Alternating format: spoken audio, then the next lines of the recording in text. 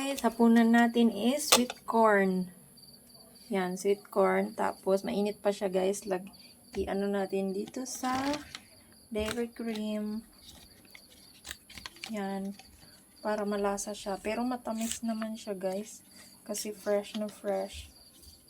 Pero, mas masarap kapag lagyan mo ng dairy cream.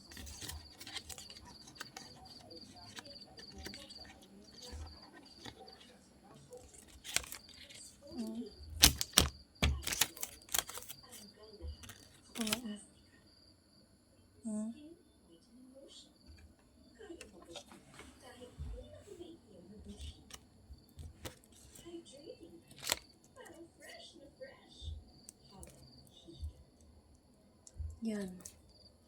Mainit pa, ilagay na natin sa dairy cream para didikit yung dairy cream natin.